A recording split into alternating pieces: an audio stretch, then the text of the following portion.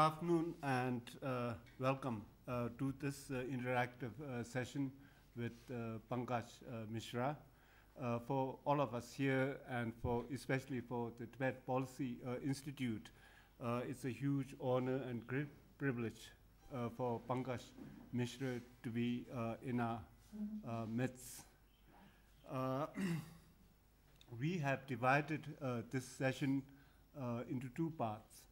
The first part, which will run for an hour, will consist of Phujungla and myself posing questions to Pankaj. I have enlisted the support and help of Phujungla so that we can formulate better and more informed questions to Pankaj.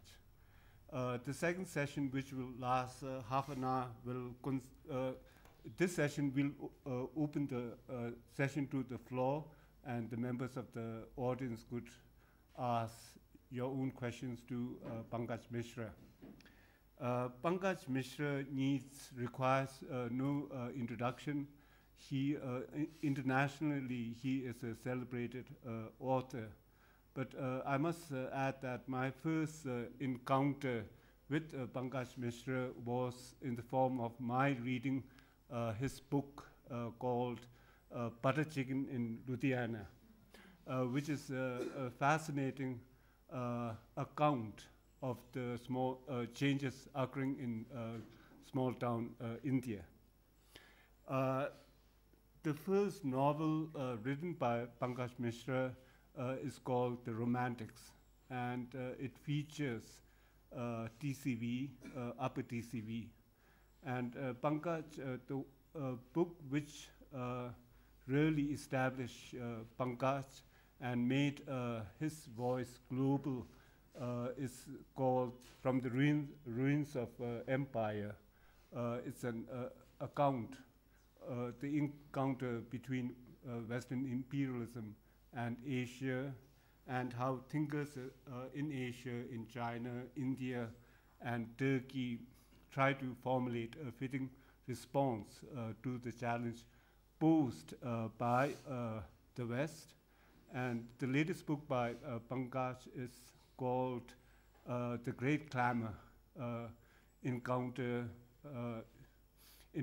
with China and its neighbors. So these are the few of the many books Pankaj has written, and I'm sure in the years to come there'll be many books forthcoming from you. And I have elected myself as the first one to pose questions to you, and my first question is very basic. I think you must have been asked this hundreds of times. So my question is, what drove you as a writer? And in the early days, how did you make a balance between the need to earn a living and to devote your devote full time to writing? Thank you. It's a great pleasure actually to be in conversation with Buchung and Thupten Sampel, both of whom we have known now for a long time, and also to be in conversation with all of you. I decided on this format because I thought I have really a lot to learn on this trip. So I'm very much looking forward to actually talking to you and absorbing new ideas and insights as much as I would like to share some of my own. To answer your question, I mean, I think looking back, I realized I wasn't interested in a professional career of any kind. What I wanted to do was to read and write, and miraculously I was able to do that because I moved to a small village in Himachal, in fact, and found that life very easily, partly because, as you know, living in a village is a pretty affordable thing to do in India.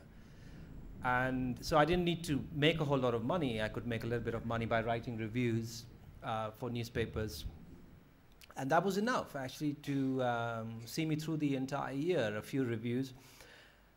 And there came a time when I started writing for English and American newspapers, and 1 or 2 articles in a year was enough to actually make me feel very comfortable financially. So that's how it really started. I never really perceived a great conflict between, writing and the imperative to make a living. Somehow it all worked out. I think it's largely because I was living in a place which did not require me to, basically make a lot of money. So, I still have that place. And I was just coming from there to Dharamshala. It's a place where I've done most of my work. I've written most of my books. So it remains very important to me.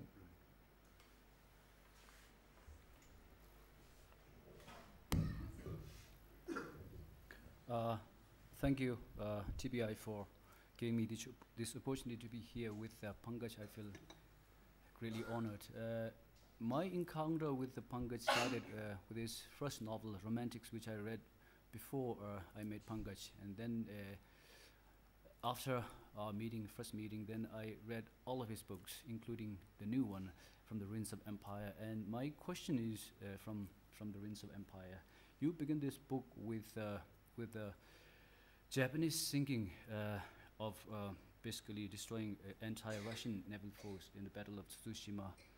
That's how you begin your book. But you ended the book in a rather grim note, saying that in spite of all that happened over a century ago, India and China still end up following Western modernity, which focuses exclusively on unbridled development and excessive consumerism. And I wonder if there are any movements today around the world which fundamentally challenges this Western modernism, and if so, where and whether Tibetans could perhaps learn from these movements taking place elsewhere. It's a very important question, and please forgive me if I take a lot of time to answer it. I think it basically cuts to the core of what I have been trying to address in not just this book, but also in other books I've written and other essays and articles that I have written, which is that Asia, as we know it today, is commonly credited with having made a comeback as becoming powerful again after a century and a half of being dominated by the West. And the countries most commonly invoked are India and China, which are said to have overcome the many disadvantages of Western domination, of colonialism, and are finally on our way to regaining the preeminence they had in the centuries before the 19th century. Now, I think this may be a cause of celebration for some people in these countries, and it certainly is for many rich and powerful people in India, and also very rich and powerful people in China. But we know that this kind of modernization, this kind of economic growth that we've seen in the last 200 years or so exacts a great cost from peoples all around the world. We know that Western prosperity was initially built on the backs of slave labor, through the conquest of North and South Americas, then of course through colonialism and imperialism in different parts of the world. And to imagine that the rest of us could achieve the same kind of prosperity, the same kind of lifestyles that a few 100 million people in Europe and America have enjoyed, that we can do all that without inflicting that kind of violence on, well, if not other peoples, then our own peoples, which is the case for both India and China. Also, I would like to add Indonesia and many other countries to this list. I think it's a myth, and in some ways the violence that is required for countries like India and China to be as modern as the West is actually potentially infinitely greater than the violence the West inflicted, because the West, as we know, really consisted of a very small minority of the world's population. In India and China, we are looking at large populations, 2.4, 2.5 billion people. Now, how do we make these people, bring these people up to the same level as a few 100 million Europeans and Americans? Now, that will require a great deal of violence. And now, From the Ruins, I talked about Japan, which was the first Asian country to try to modernize and try to achieve parity with the West, to be counted as a great power, both military and economic. And the book describes how Japan basically had to become an imperialist power in the early 20th century in order to achieve these goals of becoming a modern economic superpower. And an immense atrocity was inflicted on Japan in order to stop its imperialism in Asia, which is the dropping of atomic bombs on Hiroshima and Nagasaki in 1945.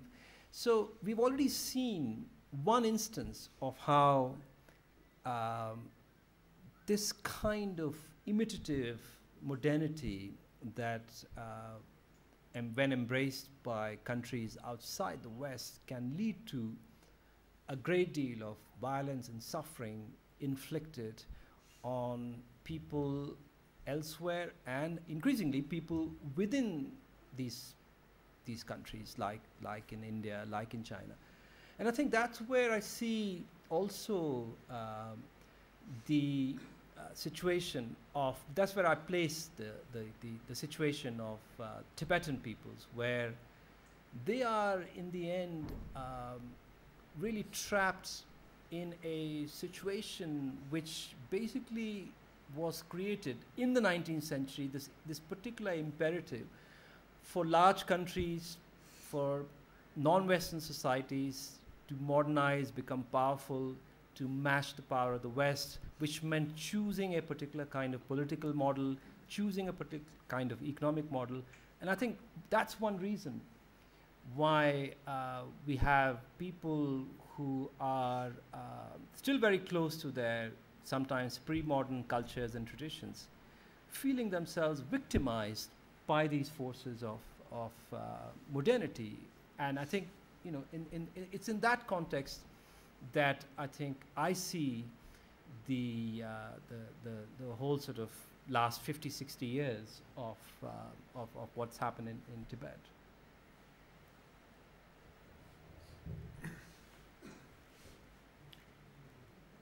Yu Hua, the Chinese writer and the author of China in 10 Words, said that you met him in 2008, requested by the New York Times magazine to do a piece on him.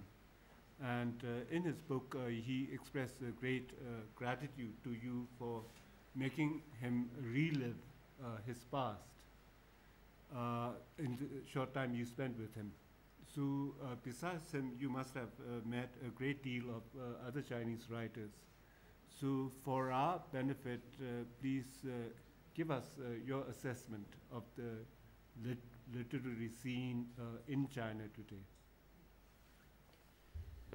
I think, you know, basically the literary scene opened up in the 1980s alongside the opening up of the economy to investment, both domestic and international. It was, I think that was the period of sort of great freedom and experimentation. And Yu Hua actually emerged during that time, and he first became known as a writer of experimental short stories. Mind you, a lot of Chinese writers at that point were basically experimenting with different literary forms, largely because they had been forced to write in this very dull genre, which is socialist realism. They were supposed to write in ways that basically advanced the cause of the Chinese Revolution. And in the 1980s, they were desperate to get away from this kind of officially sponsored realism. And so they all became, most of them became avant-garde writers. And Yu Hua was one of them. His first two, I think 3 books, really kind of partake of this very experimental avant-garde style. Over time, that has changed. Yu Hua himself, in the late 80s, early 90s, began to write very spare. He went back to realism, and he began to write very spare realistic narratives like To Live, which was made into a very successful or very good film by Zhang Yimou. And other writers also, Mo Yan being one of them, Su Tong, they kind of went back to a more realistic style. And then again, I think because of increased marketization in China and increased commercialization, many of these writers have moved to commercially more viable genres. You know, the mythological epic, Su Tong specializes in that, and have started to write more for this new large audience that has emerged in China over the last 2 decades or so. So in just 3 decades, from the 1980s onwards, we've seen some dramatic shifts in genres and priorities, in the way people describe or have chosen to describe this new China, which is modernizing very fast, urbanizing very fast, turning its back on the past very ruthlessly sometimes, destroying all monuments, destroying all villages. And this has actually preoccupied many of, I think, China's greatest artists today, whether it's Jia Zhangke, the filmmaker, or indeed many of their writers. Many of their best writers have been really obsessed with this sort of pace of change, which is like nothing the world has seen before. It's the most dramatic transformation in the history of humanity, just the sheer scale of it. And so it offers a great deal of material to the artists, to writers. Unfortunately, I think on the whole, very few writers have actually made good use of it. We haven't really seen a great Chinese novel emerge yet. It may be on its way. It may be probably is being written as we speak. But we really haven't seen something that can be classified as the best of world literature.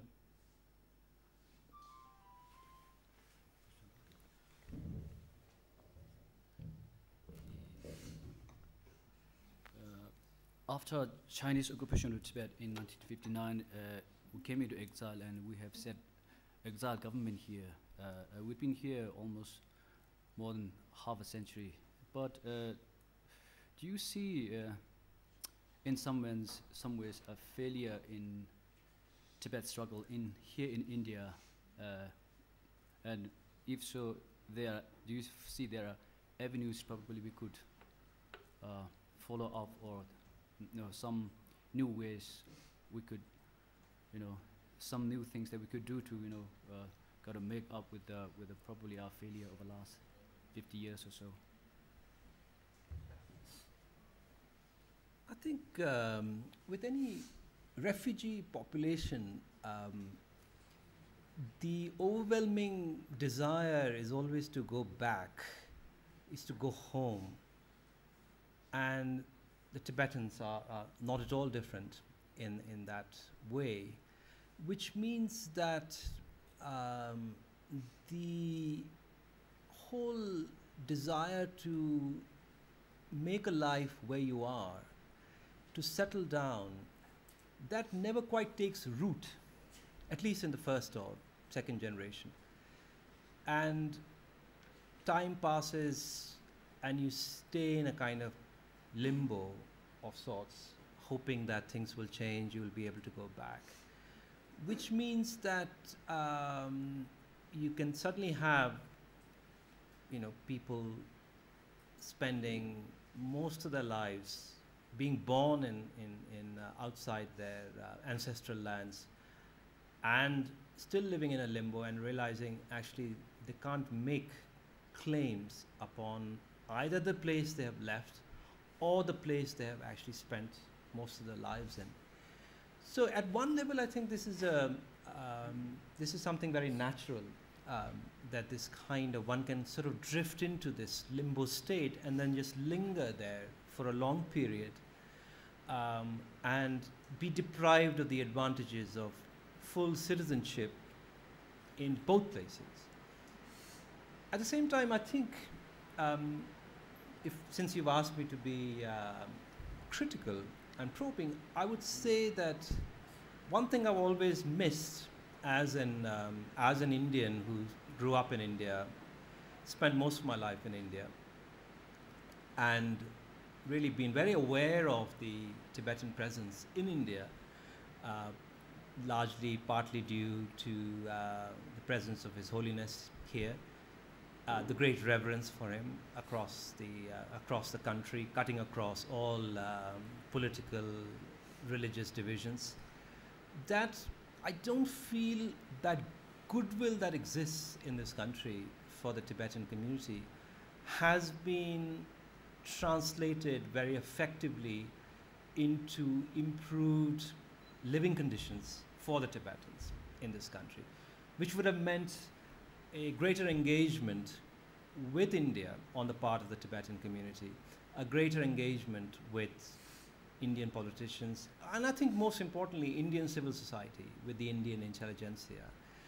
And for some reason, it's hard for me to pinpoint it, that did not happen, and still hasn't happened. So even though there is a lot of popular goodwill for the Tibetans at large, the Tibetan situation in India really remains at one level quite precarious. And we know that in terms of the freedom to travel outside of India, the hurdles many Tibetans face. I think a lot of these problems probably could have been resolved earlier and more easily if there had been these stronger connections between the Tibetan community and the Indian intelligentsia and Indian civil society in general. In your remarks, in response to my question, you mentioned about the rapid urbanization of China. So China is betting on rapid urbanization to sustain its astonishing economic development. So India too is urbanizing rapidly. So what are your views on urbanization? You think this kind of rapid, frenzied urbanization is sustainable? Well, I think this goes back to what I was saying earlier, that we have embraced these models of development, of economic growth, without really examining whether they are actually suited to our specific conditions. Countries like India and China, where until very recently in China, the majority of the population still lived in villages. They've just crossed that 50% mark. In India, we know that a large percentage of the population still lives in rural areas. The problems of urbanization in India are very apparent. We can see that in the state of our metropolitan cities, the many ways in which the infrastructure there, draining, sanitation, housing conditions, roads, how really fragile they are and how they cannot really withstand this immense pressure of the rural population that's flooding into cities like Bombay and Delhi all the time, and of course the rise in crime rates. China presents a different story where urbanization is much, much more planned than in India. They have actually created large cities. This is part of their massive investment in infrastructure, where large cities where they can invite the rural population to, come and live. And you see these cities all across China, massive residential blocks. The problem is that a lot of those cities are empty. They are ghost cities because enough jobs have not been created in those places for people in the villages to actually feel attracted to the prospect of life in urban areas, and they are in that sense facing a massive problem, because the whole economic growth of the country is predicated upon urbanization, upon raising the consumption levels of people living in rural areas, which means actually bringing them into urban areas where they have access to the urban consumerist economy. But if that doesn't happen, then the whole model really starts to falter. And I think this is a great anxiety, I think, for Chinese leaders at this point, that they've reached a kind of impasse in this mammoth project. And let's not forget, this is, again, the biggest project of urbanization that we've ever seen already. I mean, hundreds of millions of people have moved. In comparison, only a few tens of millions of people moved in Europe in the 19th century. So this is an immensely fraught process, and I think we will see many more setbacks there. It's just not going to go according to plan, because as I said, our countries are really very different from Western Europe and the United States. We really don't have access to the resources that people in America and Europe had when they were industrializing, when they were urbanizing.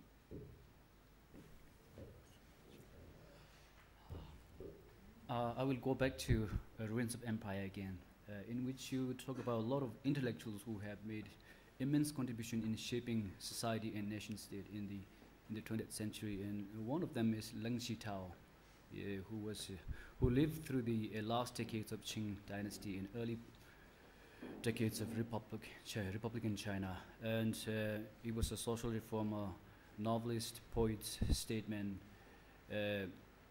I wonder whether there are any intellectual in China today who probably would have similar influence both among the people and also through the authorities, who in the long run might bring about change in the society. I think it's always a mistake, it's always been a mistake to think of China as a monolith, or even the CCP as a monolith. It has, it's stratified very differently. There are all kinds of gaps between the urban structures and the rural structures. And then intellectually, there's a great deal of diversity internally. The fact that today we have members of the CCP who are some of the country's richest people, and at the same time we also have a large number of peasants who are also in the party. And of course the party school occasionally reflects that kind of intellectual diversity. I think this whole question of the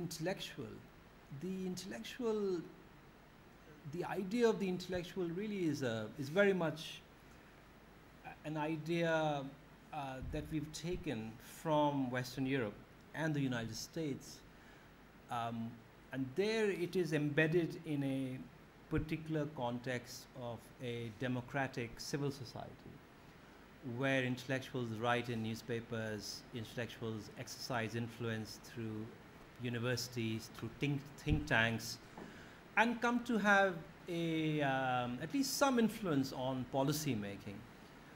I really don't think either India or China have those kinds of structures as yet, whereby independent, non-affiliated intellectuals come to have, or you know, even seek to exercise that kind of influence.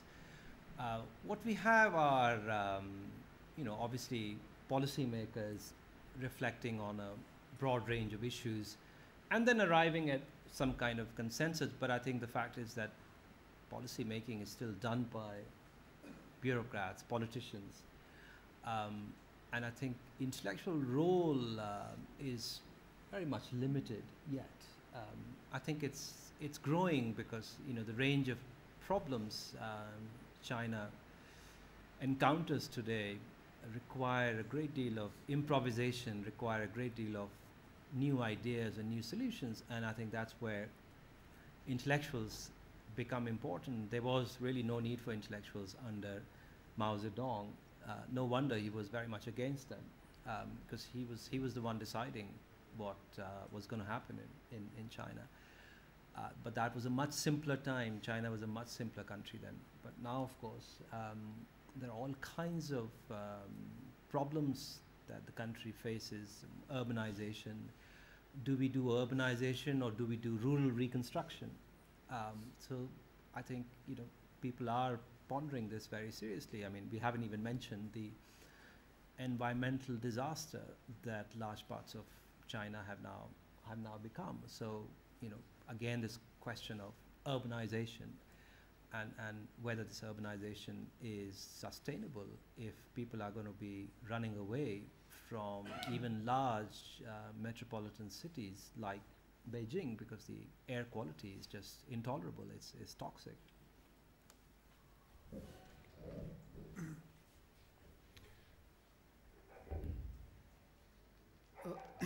Both India and China are two ancient composite civilizations which suffered under Western dominance. So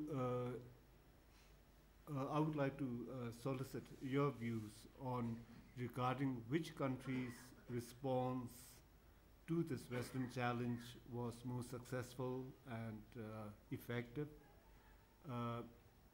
through shaking of Western dominance and then reordering its society to make itself not to have this dominance repeated.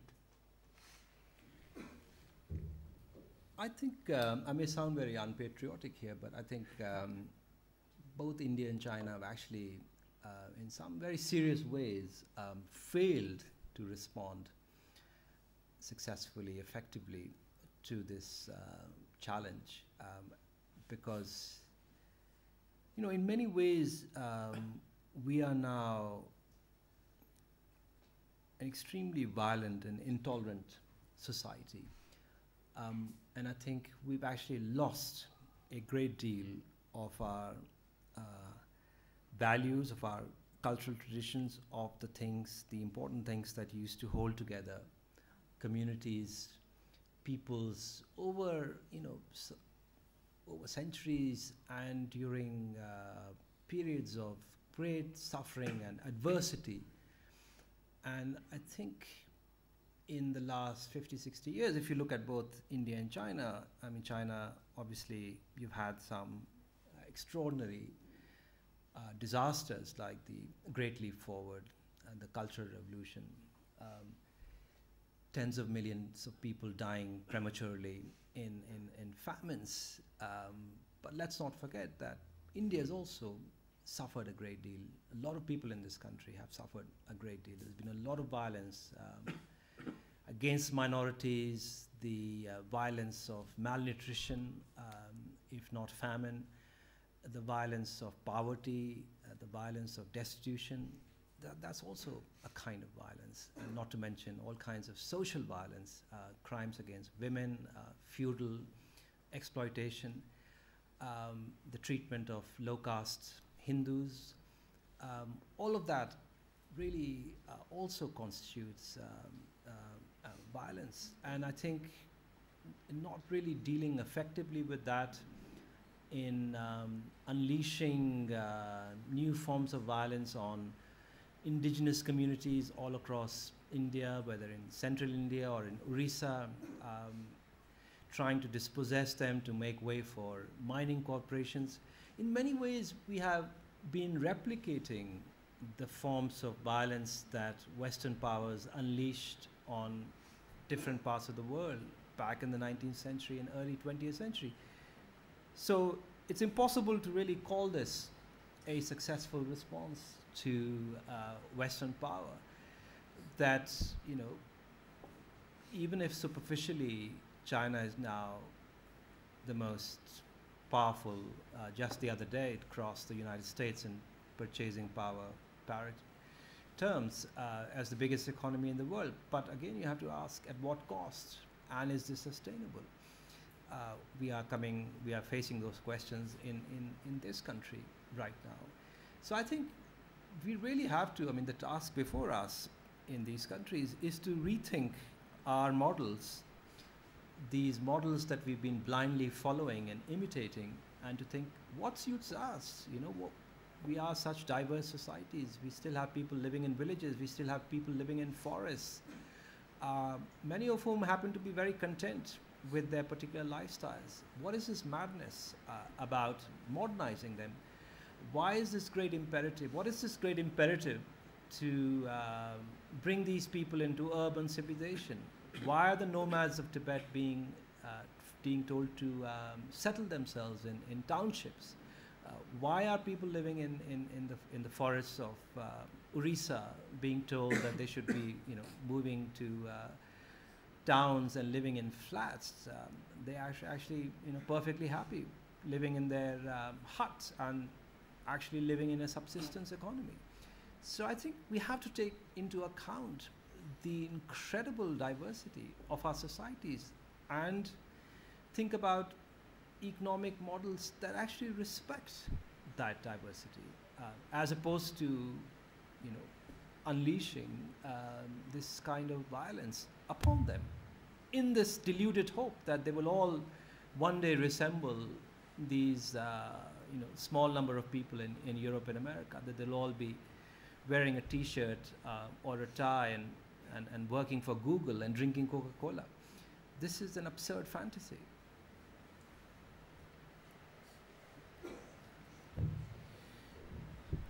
China claims to be a socialist country based on Marxist-Leninist Mao Zedong thought. But of course, what it does is anything but Marxist or socialism for that matter. But there is almost kind of a obstinate persistence from the communist authorities to justify everything or articulate everything that it does in a socialist garb. Why is that they have to do this? Is there a logic or is it just a contradiction? I think you know, the legitimacy of the Chinese Communist Party was built upon the immense support it got from the poorest people in China, which was the peasants. And we have to acknowledge that unlike the Soviet Revolution, unlike the Russian Revolution, the Chinese Revolution was a genuinely popular revolution. That despite all the disasters and atrocities, large numbers of people supported the Chinese Revolution and kept supporting it through the 1950s and 60s. And even today, there are large numbers of people willing to believe in the good intentions of the CCP. And I think the CCP really cannot abandon its foundational commitment, its foundational promise to the poorest people in China, which is that we are here for you. Even as the CCP changes internally, even as it accommodates billionaires, film stars, bloggers, all kinds of people have come into the CCP. It's like a big tent now. It's beginning to resemble the Congress Party in India of the 1970s, you know, accommodating all kinds of political tendencies and movements and individuals. But I think it's really would be extremely risky for them to abandon this older rhetoric of egalitarianism, of social welfare, and of trying to persuade the peasants of China that we are still here working on your behalf.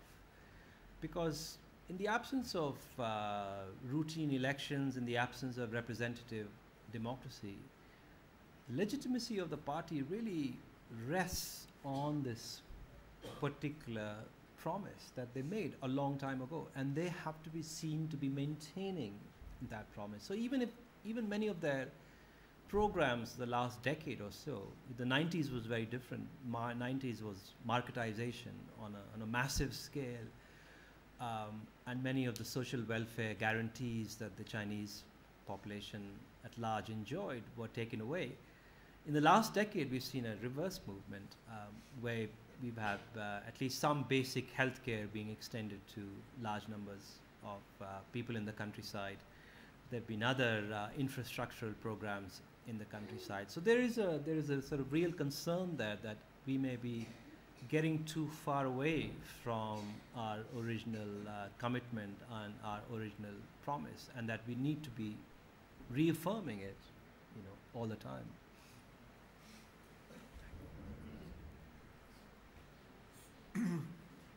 My last question relates to Tibet. So in your interaction with Chinese writers, scholars, and intellectuals, did the subject of Tibet crop up? And if it did, what is the attitude of the Chinese scholars to the issue of Tibet? I think on the whole, I encountered a great deal of ignorance about Tibet. I think that's a commonest fact, that people simply don't know enough about Tibet. They have assumed that Tibet was always a part of China, and this assumption it resides under another larger assumption that China always existed in the particular form it has now, that it was always a nation state, and that Tibet was always a part of it. And it is very difficult for people to challenge that assumption because they have no real alternative sources of knowledge in their environment. Now, if they were to seek those alternative sources, they will find them. But I think very few people actually do make the effort to find out about the situation in Tibet. And whenever something happens there, the media presents a very distorted picture of the events there. Now, this is also, again, I think Tibet is not unique in basically becoming, or the events or the news about Tibet becoming a casualty of nationalistic attitudes. We see this also in India, where a lot of things that happen in Kashmir, for instance, are systematically distorted by the media. So most Indians either don't know enough about Kashmir, or when they do, they have the most distorted ideas about what has happened there and the nature of Kashmir's historical relationship with India. So I think we really face a big problem in trying to educate a large mass of this population as to what the situation there is and what the people in Tibet want. What are their real aspirations? A lot of them just don't really want this kind of modernization or this kind of development. They have their own aspirations, and they ought to be respected. I think it requires really another kind of concerted push to educate the intelligentsia, and I think that's really the most important thing, for the intelligentsia to be informed, because actually many of some of the people I talked to, when they actually went out to Tibet as a tourist, they really did come back thinking that, you know, they hadn't previously known much about it, and they should find out or make an attempt to find out more about the situation there. But that's extremely rare. I think most people really do not make that effort, and I think what really comes in the way is the extremely nationalistic media, which really does not report the truth and to the truth of that situation. Oh, this should be easy. I must admit that Tibetans are not great readers of books. My question is, if the audience has to read 3 books, or if you have to recommend 3 books on China, what would they be? And would you mind speaking a little bit about each of them for our audience? Thank you. Actually, the first book that comes to mind is, I think, contemporary China is China in 10 Words by Yu Hua, which is really an excellent book. He's as you know, he's a literary writer with a very refined sensibility. He's not a polemicist, a crude polemicist. And the book is autobiographical. He takes you through China's present and past very swiftly, very economically, commenting often in a very sardonic way about current events. There are certain things that obviously he cannot write about without facing official disapproval, and maybe something even harsher than that. But he couches it very sensitively, and you do really come away from the book with your sense of China being greatly enriched. So I would actually strongly recommend that book, and I think I'm going to actually recommend only books by Chinese authors, because I think books by outsiders are actually easily available, much more publicized than books by Chinese authors. But also I think the other book I would recommend is Socialism is Great by Zhang Lijia, who is a journalist and worked in a missile factory for a long time. And it's a memoir of her growing up in China in the 1970s and 80s, and it really presents a very sort of vivid picture of China, the old China, and also how China grows and changes very dramatically in the 1980s. It's extremely well written. The third book is Red Dust by Ma Jian, who traveled across China back in the 1980s and produced this really marvelous travelogue. It's not strictly a travelogue, but it's an account of his adventures through this country as it changes, and a lot of things seem to be possible. And he also goes, which you might remember, to Tibet in that. And he subsequently wrote a novel partly set in Tibet. And it's a very vivid panorama of China in the 1980s. There are several sort of history books, very dry, academic, but I think actually all 3 of these books are really very well written, very attractively put together, and I think, you know, one reads them very quickly, and at the same time you get a really very strong sense of the Chinese experience of particularly the last 3 or 4 decades or so.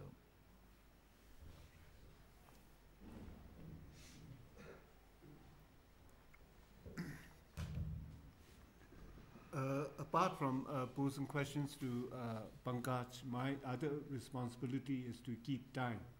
So we conclude this session and begin the next session. So Pujungla and myself, we have done our job. And we request the audience to pose questions to Pankaj Mishra.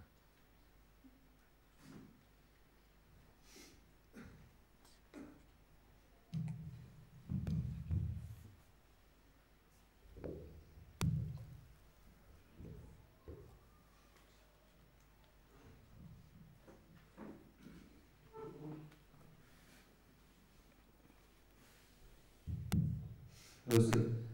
It's a great pleasure and honor to have you here in Dharamsala once again. My name is Tibet and I'm from Tibet Policy Institute. Since we have already covered a lot of serious topics, I would like to ask some light tongue-in-cheek sort of questions. I've read some of your books, starting from Butter Chicken, of course. I'm still in the middle from the Ruins of Empire. I haven't finished it yet. Apart from books, I also enjoy reading your book reviews, particularly your review about the book by Neil Ferguson, Civilization, which sparked off a sort of very high-profile war of words between you and Neil Ferguson. I would just like to inquire what's the current status of your relationship with Neil Ferguson, whether he has filed any lawsuits against you, which he threatened in his comments to your review. And my second question is, chief editor of Outlook magazine, Mr. Vinod Mehta, in one of his interviews mentioned that you as a writer was one of his fans. Was it true? Is it true? Or you could elaborate a little bit on that. Thank you very much. Yes, I started writing for the Pioneer, which Vinod Mehta edited back in the 90s. That was the first publication. That was my first published article, review I wrote for the Pioneer, and then I did many more for him. And then when he moved to Outlook, I became a kind of regular, semi-regular contributor. But even before that, when he was editing magazines, newspapers like the Sunday Observer, you're probably too young to remember, it was in the 1980s. I think it was being published until quite recently, but had completely faded from the limelight. But it was a very good Sunday newspaper that he edited, and I used to read that very regularly. So I kind of grew up on the sort of journalism he pioneered in this country. Regarding Mr. Ferguson, what to say? I haven't heard from him lately. I think he's busy. He's busy, catering to the powerful, making them feel good about themselves. I think he's writing a biography of Henry Kissinger, who, as you may know, basically destroyed the credibility of the Nobel Peace Prize, which was given to him. And happily, His Holiness restored the credibility of the Nobel Peace Prize when he received it. But Ferguson is busy, I think, working on perhaps whitewashing the various criminal acts of Henry Kissinger. I'm sure he's being very well paid for that.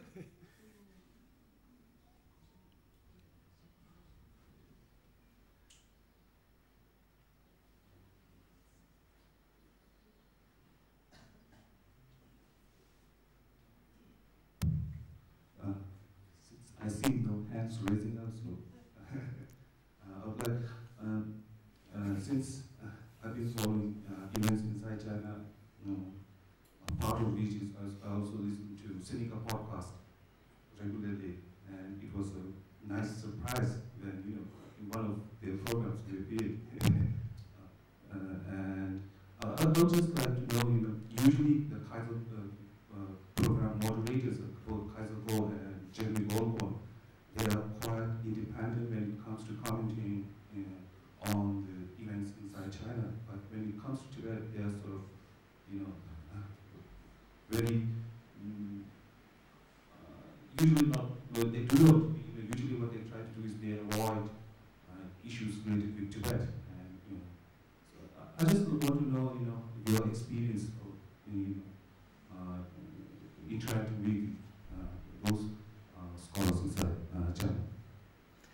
No, I'm actually not aware of that. Maybe because Tibet never really came up in the conversation.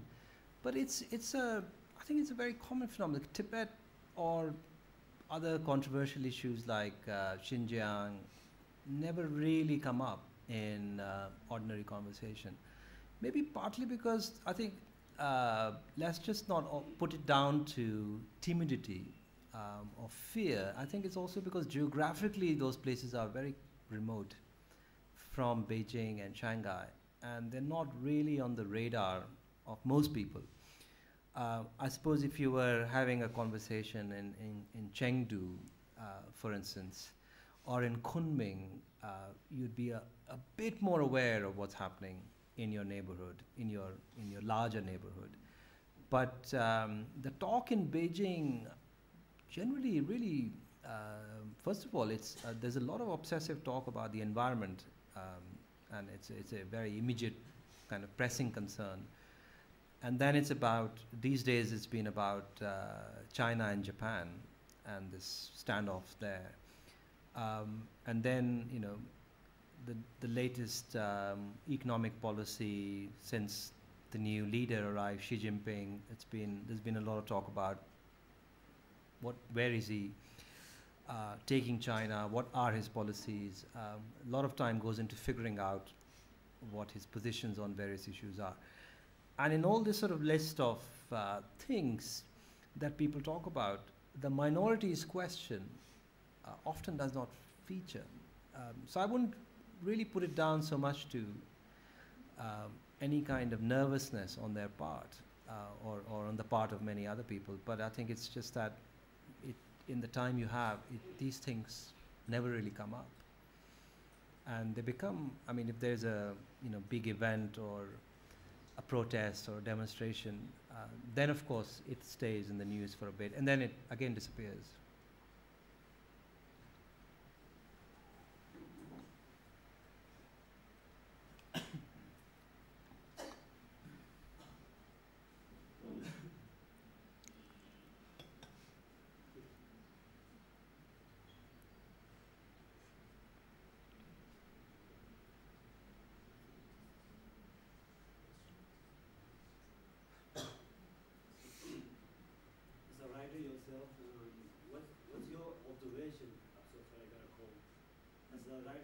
What's your observation or assessment of present Tibetan writers, and what would be your advice for future Tibetan writers?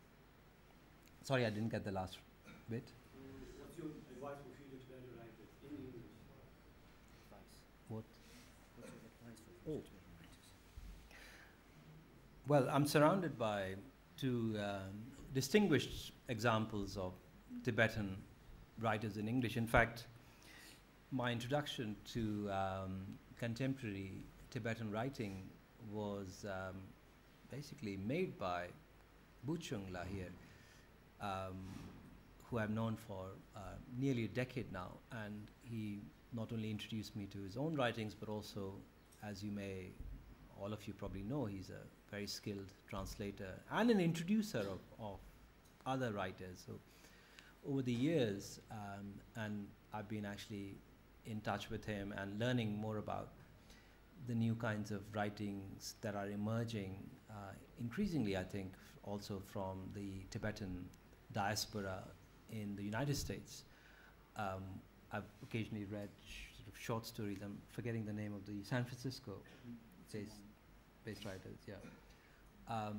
So I think like sort of most diaspora communities, there's a phase where people are still busy trying to make a new life for themselves, and so much of their energy goes into that. And then the second generation and the third generation, once that basic infrastructure exists for them to live and create, they start to write and to describe their experience and to describe their emotional states, to describe sometimes their parents' lives, the lives of their grandparents. And I think Tibetan writing is actually going through this phase right now where it's sort of blooming because the conditions are all there for it to emerge. And the experiences that the writers are describing are extraordinary. They're some of the most extraordinary experiences of the last century or so. So there's a lot to write about. There's a lot to speak about. So I think in that sense, Tibetan literature in English, particularly, is going to be something that's actually going to be a major literature in about 20 or 30 years or so. The sheer volume, the sheer quantity of writers will ensure that. There's also, when we talk about literature, we often exclude non-fiction, and I think we're seeing actually a boom in memoirs of people writing, sometimes very simply, like the book that is coming out in a few months about life in the 1950s in eastern Tibet, as the writer was once part of a nomadic community and stayed on in China, became a senior official. He published this book in 2009 or 2008, and it's just now coming out in English, and it's really, there's nothing like it in the English language at this point. Life of a nomadic community, the different challenge. The closest comparison it occurred to me while reading it was the great sort of story by Chekhov, The Steppes, where he describes a great journey across the Russian steppes. What is it? It's just called The Steppes, the story.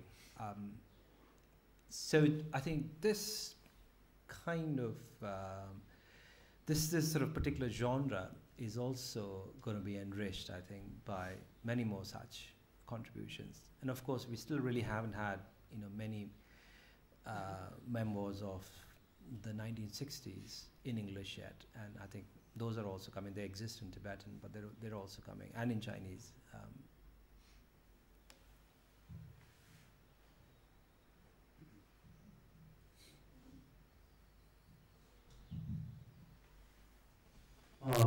Good evening, sir.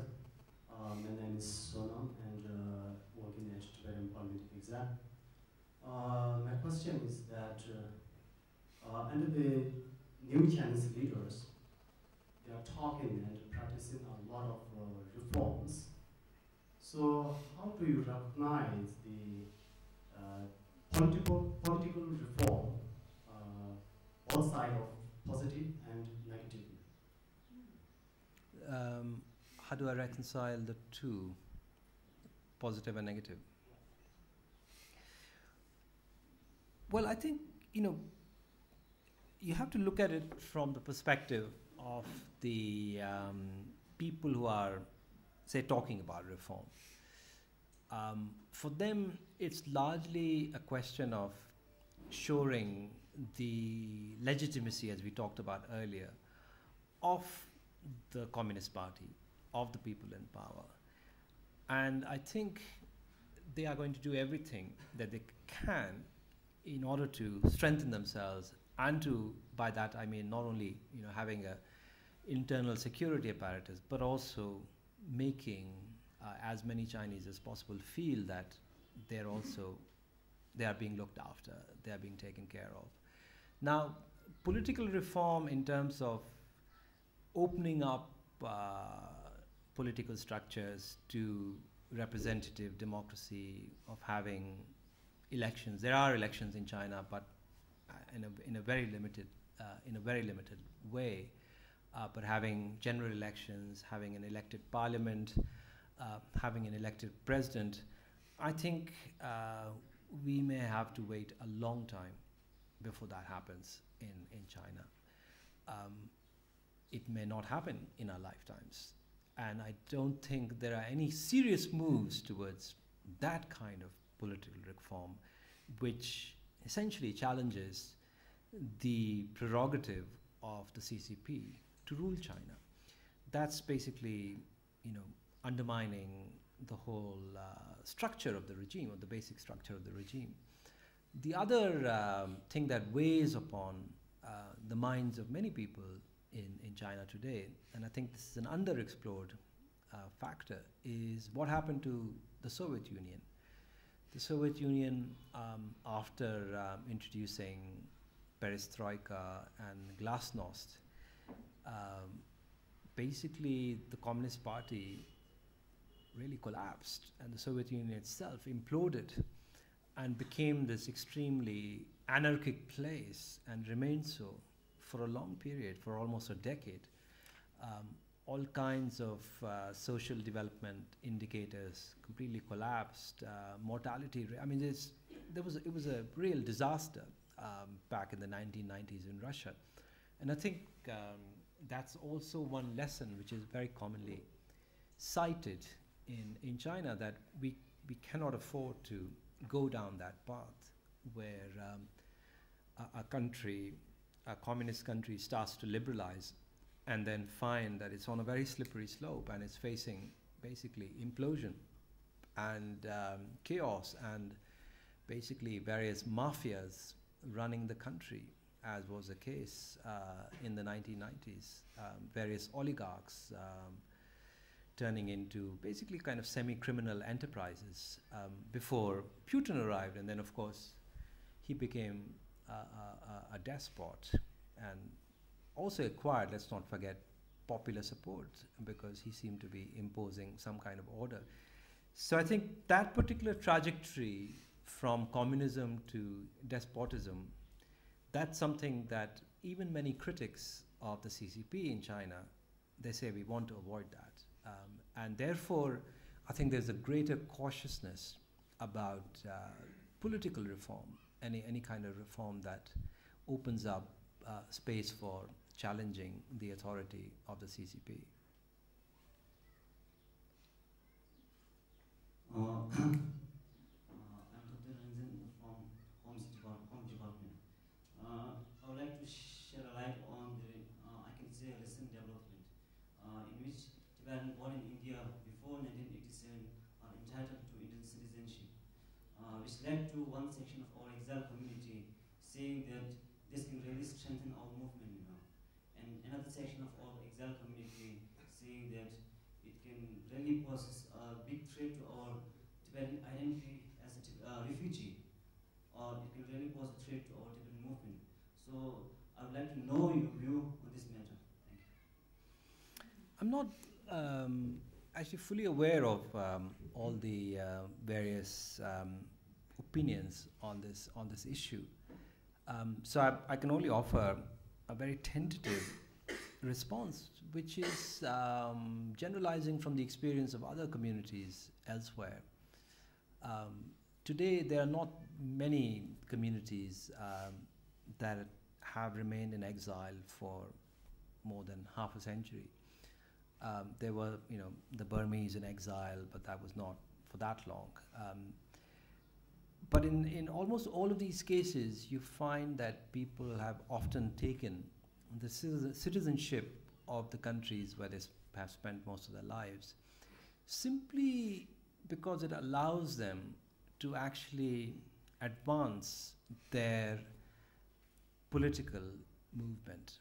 It becomes easier for them in many ways, logistically, practically, for them to engage in what they were doing anyway before they became citizens. So it should be seen not as a great existential makeover, as a great sort of self-transformation of one's whole being, but as a practical step, as the means to the same ends that, in a way, different sections of the Tibetan communities are all pursuing.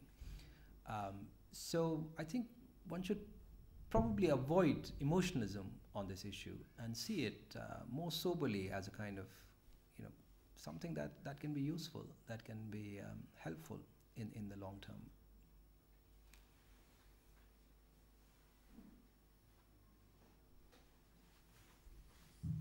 Good evening, Pankaj sir.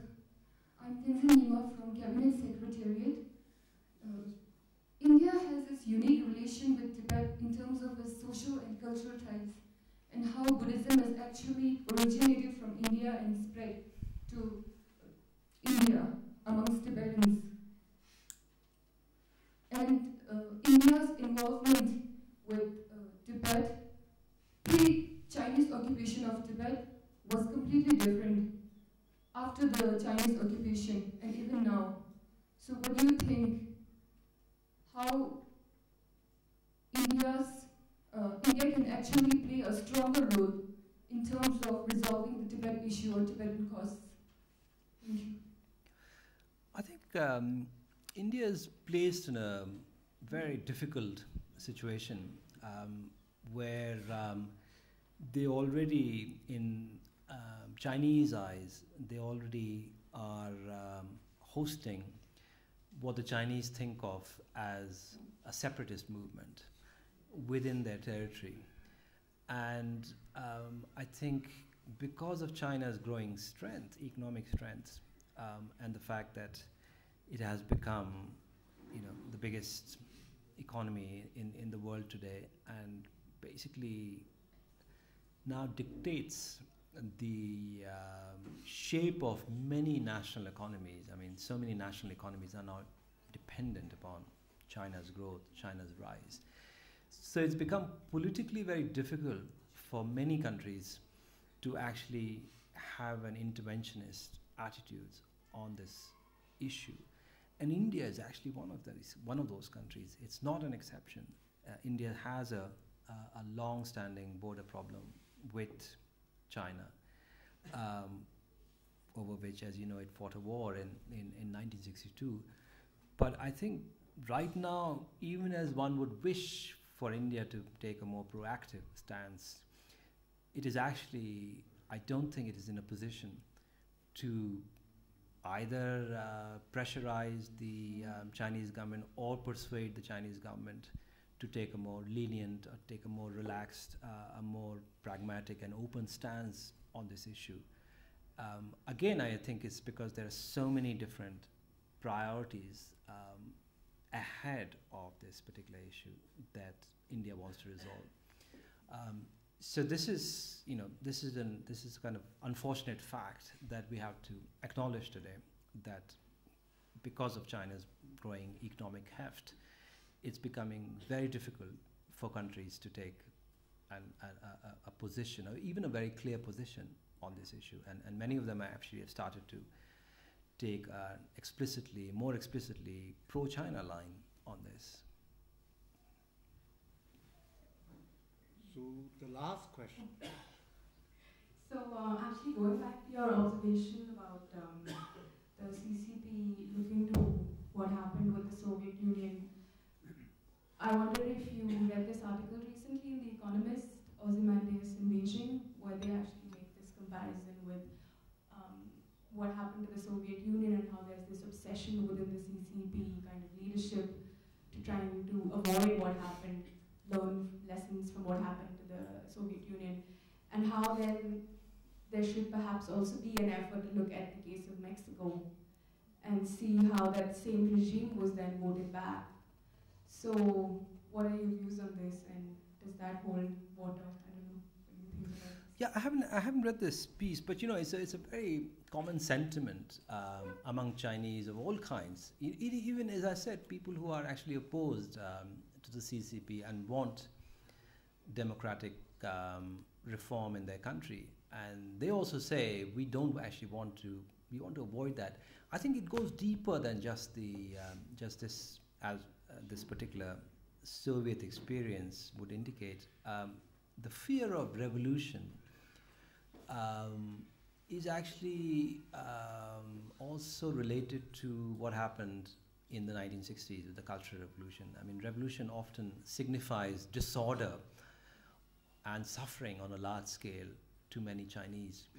And when that happens, when people are kind of traumatized by a whole century of civil war and invasions and revolutions, there's an even sort of weaker urge for any kind of change that might bring back all those bad old things. And when obviously when you look around at the world, you realize that democracy is not so easily acquired. You look at a place like Iraq, you look at a possibility of political change in a place like Syria, indeed Egypt. You realize that countries have to actually go through all kinds of ordeals before they arrive at a degree of stability And I think many Chinese, even people who are vocally critical of the regime, of the CCP, think that they can maybe find another way of getting there, as opposed to, this really traumatic and disorderly process where they might even lose the things that they have managed to gain after a long period in the early 20th century of just being very helpless. So I think that's something that's not just the Chinese leadership feels, but it's a kind of, seems like a generalized fear of hectic, radical change in the country, that, okay, let's do it gradually. However imperfect the system is, it'll need to change gradually, that we cannot really afford any kind of radical disruption here.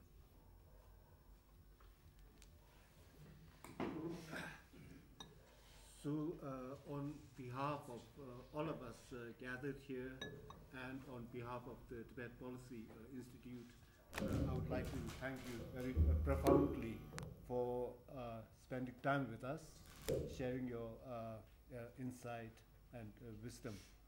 It was for us a wonderful experience, and we learned great, and we enjoyed it and learned a great deal from this. So as a token of our deep appreciation, I would like to offer you a kata, signifying goodwill and deep respect.